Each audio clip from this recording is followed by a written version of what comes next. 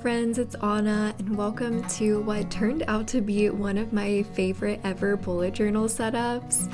We are going to be creating my spreads for March and I love how the colors and feel of this simple little floral theme turned out.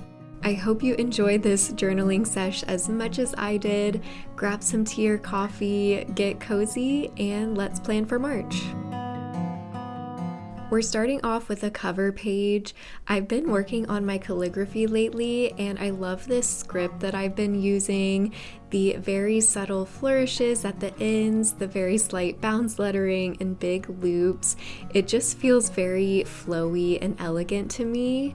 So I wrote our title of March with my Tombow Fudonosuke brush pen. I'll be using the hard tip for all the lettering in this setup. And now I'm writing out a mini calendar so we can visualize the month. We're going to start on some floral drawings. I chose a few different flower and leaf designs to make up my theme for March. This is a pretty basic theme, but I feel like the colors and all the other elements on the page, like the borders and fonts, all complement each other really well. So I'm just especially happy with how it all turns out at the end.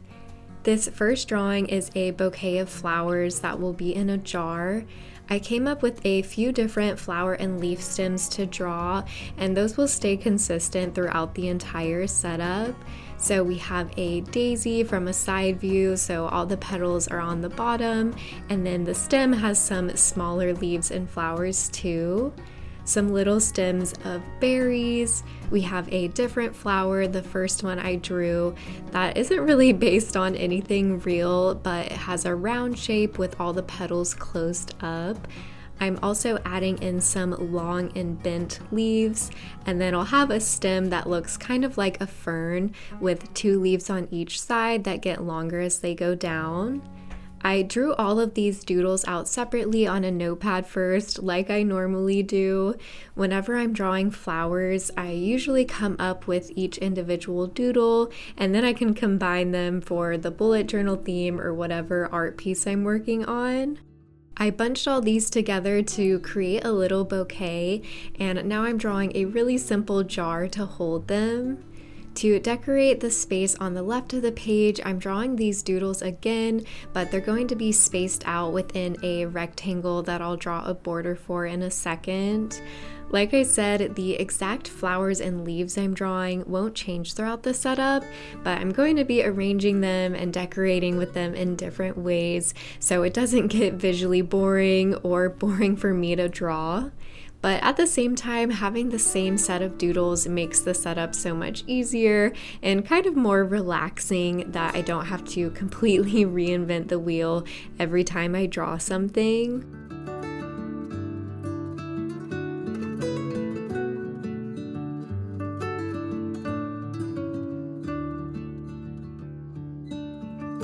The aesthetic of this setup was inspired by Leela Journals. I love her art and stationery. I'm sure many of you follow her as well. And I saw one of her bullet journal setups from several years ago pop up again on Pinterest.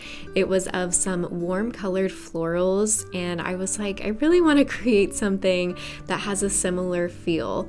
I got very inspired, so I chose my own flowers but used very similar colors, I think, and definitely ended up with the vibe I was hoping for. I'll be using mostly neutral Tombow colors. All of these can be found in their portrait and grayscale sets. And for some pops of color, I have 2 Tombow greens and a brush pen from a Hoo Hoo and Crayola marker. I'll list all these colors again in the description box, and I'll have links to where to buy all these specific markers, as well as where to find all the other supplies in this setup. Now I'm coloring everything in. The flowers are both peachy colors, but the daisies are really light because I wanted them to be like an off-white, and then the berries are a very light pink. The leaves will all be shades of green and gray. These drawings are pretty small, so I'm not doing any shading except for the tulip-ish flowers to make them a little darker at the base.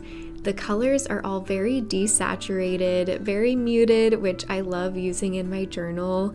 I think the subtlety keeps it looking very dainty and also keeps the drawings from being too overwhelming on the functional pages where I don't want to be super distracted away from my writing.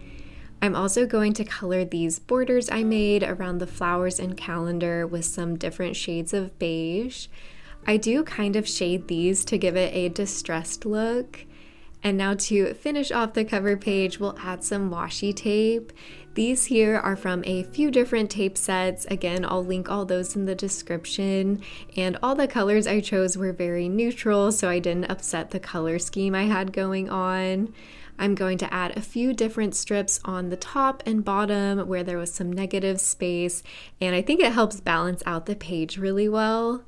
I'm loving this theme so far. It's really giving me feelings of warmth and spring, which is definitely something I'm craving right now. But I like that it's still very muted because we're not quite to all the bright, vibrant colors of true spring yet. One last step of adding some sparkles and stars, and that's the completed cover page. Now moving over to this left page, which will be a Memories of March spread. I'm writing the title up top with this same calligraphy style. This is going to be a place where I can paste in a few pictures from the month. I typically use my Lean portable photo printer for these types of pages in my journal. So I have a picture that I had previously printed out with this but didn't use, just so I can get the measurements of the photos that will go on this page. I'll have room for 3 photos, so I'm going to go ahead and draw the borders for them now, and I'll link that photo printer below too. You can get it on Amazon or Lean's website. I'm drawing the borders in a loose, sketchy style similar to the Florals. As I'm sure you noticed in the drawings, they have a very relaxed feel. The lines don't always connect. It's a little sketchy, like how you might draw with a pencil. I tend to like that drawing style because I think it prevents things from looking too cartoonish, even if the drawings are very, very simple. I'm adding this daisy stem with the empty space up top, and then I'll put that tulip-like flower at the bottom. This is not intentionally a tulip, but I'm just going to call it that so it has a name. Last month, I had used this page for a gratitude log, but I'm actually moving my gratitude practice somewhere else in the journal, as you'll see later, which freed up this space. I didn't have anything I really needed to put here, so it occurred to me that this would be the perfect page for a memories spread. I feel like right next to the month's cover page is actually the perfect spot for this because when I'm flipping back through the journal, it's like a great little summary of the month as a whole. So I feel like this is a system I will continue doing because I do love whenever I add pictures to my journal. It makes it feel so much more personal and special. I'm so happy with how all the doodles and borders and washi tapes and this calligraphy font are working together. I've gotten a lot of questions on how I learned brush lettering, and I did get a beginner's practice book way back in 2020 when I got my first brush pens, but I've still felt like I was just winging it and copying fonts I saw online. Until recently, I took 2 classes, Intro to Modern Brush Calligraphy and Develop Your Own Calligraphy Style, and now I actually feel like I know what I'm doing. I took both of those on Skillshare, who is so kindly the sponsor of today's video. Skillshare is the largest online learning community for creatives with thousands of classes on so many creative topics like hand lettering. Even though I've been lettering for so long, I didn't actually have a good understanding of the techniques, but this first class actually gave me that. The angle of my pen, how to move my arm, how to intentionally connect letters. And then this Find Your Calligraphy Style class was the exact next step I was wanting to take. I'd love to have cohesive fonts throughout my journal, and this class took me through all the little features that can differentiate letters and how to start practicing to develop your own style. If you want to improve your lettering, I cannot recommend these classes enough, but Skillshare also has classes on countless topics from creative hobbies to skills for bettering your career. I've focused on a lot of their art and illustration classes, which cover so many different mediums, but they also offer topics like photography, productivity, marketing and business, crafts and DIY. This is an on-demand platform, so you can learn at your own pace, and they have so many stackable lessons like those calligraphy classes I talked about. If you want to improve your lettering or art or develop any creative skills for your personal and professional life, Skillshare has given me an awesome offer to share with you guys. The first 500 people to use my link in the description will receive a 1-month free trial of Skillshare. Be sure to take advantage of that while you can, and a big thank you to Skillshare for sponsoring this video and all the growth I've made on my own creative hobbies with their classes. Back to the setup, we're making my monthly log for March. This is how I do my monthly calendar. It's the easiest page to set up, but I'm going to do the title with a little bit of a fancy border and some floral accents, as you'll see. For now, I'm just writing March log and adding this grid border around the letters. I'll add the flowers at the end. So I know this is my March bullet journal setup, but I'm actually only using these pages to plan for Monday, March 3rd through Sunday, March 30th.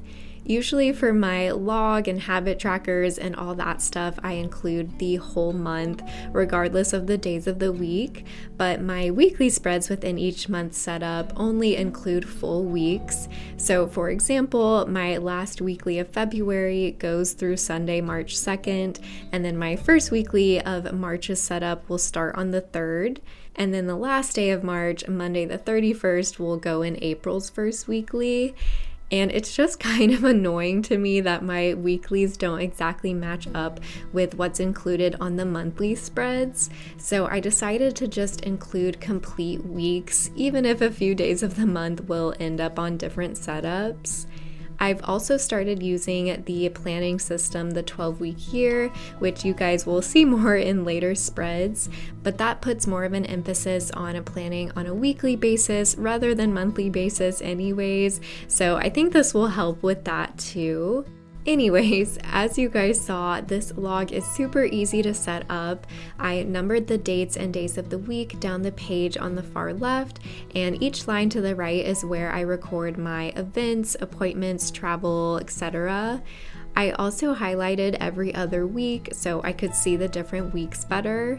Again, this is probably the easiest spread of my setup each month, but I am making it a little more complicated by adding these florals on top of the border around the title.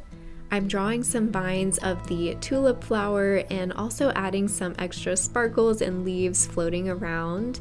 I can't believe I've never formatted my monthlies this way before with the complete weeks, because this makes so much more sense to me to keep the dates consistent of what's included in each setup.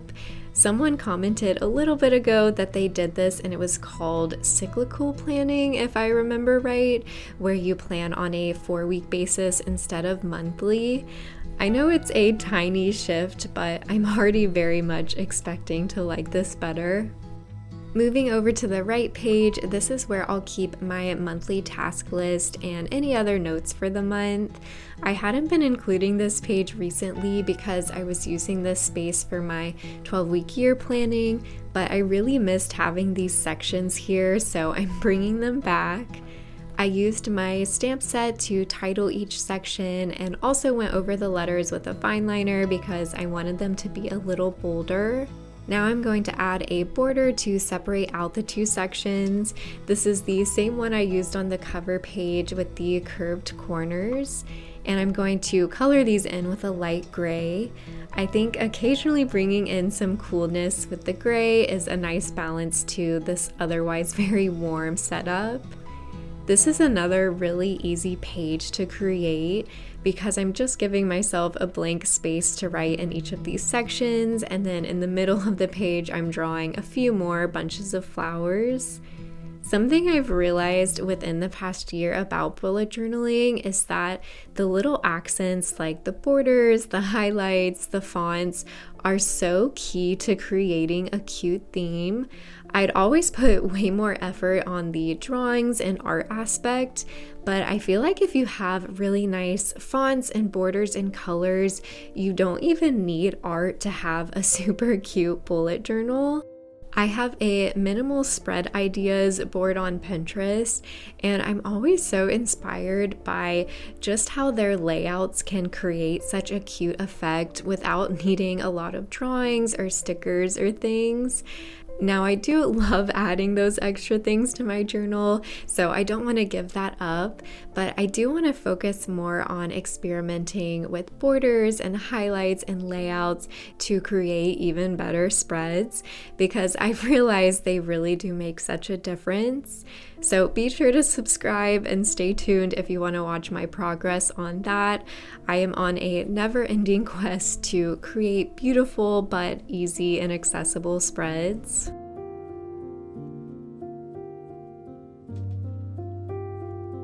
That's my finished login tasks. Now moving over to some tracker spreads, which will take up these next 2 pages. I'm starting with habits on this left side, again writing my title in this flowy calligraphy font. One of the main things I feel like I'm improving from that calligraphy Skillshare class is how I'm connecting my letters. I always write out my titles in pencil first, so I at least have the spacing right, and now I usually only have to write it once or maybe twice to get the word centered. But my spacing and height of each letter are just so much naturally better because I actually know how to connect them. Anyways, this page will track some daily, weekly, and monthly habits. I'm starting off with 3 mini calendars for my 3 daily habits. And again, this setup is only for the next 4 complete weeks, so I'm just including those dates on the calendar. I'll title each habit with that space at the top of the boxes, but first I'm adding some color to highlight the titles, and then each day that I complete this habit, I'll use that corresponding color to draw a dot on top of that day. And I actually think I forget to add the habit names for a little while here. This next space is for some weekly or bi-weekly or monthly habits, things like different types of laundry, watering plants, etc. And for these things, what I find most useful is just to track when I last did them, so I have a better idea of when I need to do them next. Like watering plants is roughly a once a week activity, but sometimes I need to check them multiple times if I don't water every single one. So I just like to have a record when's the last date I checked all my plants. I'm writing each habit name and then next to it just making some empty squares where I can write the date of when I completed it each time. Also, I do have a separate cleaning tracker at the beginning of my journal, which is what I use to stay on top of all my monthly home care and cleaning specific tasks. So if you're interested in how I track all those, I can link my 2025 bullet journal setup, and I'll put it on the end screen at the end of this video. With that empty space up top, I'm going to add another floral drawing. I thought it'd be cute to bring back a bouquet in a jar design. I've realized when drawing bouquets, I think they turn out better, for me anyways, when I start by drawing all the flower heads and bigger elements to make sure they're spaced out well and that there's flowers on every level. Then I go back and draw the stems and any greenery or leaves. I'm going to fill in some of the space on the sides with washi tape, but I also thought I'd try drawing some more flowers as if they're lying on the surface next to the jar. I tried to imagine what the tulip-like flowers would look like from this angle. They kind of just ended up looking like roses, but I think it's a cute little touch.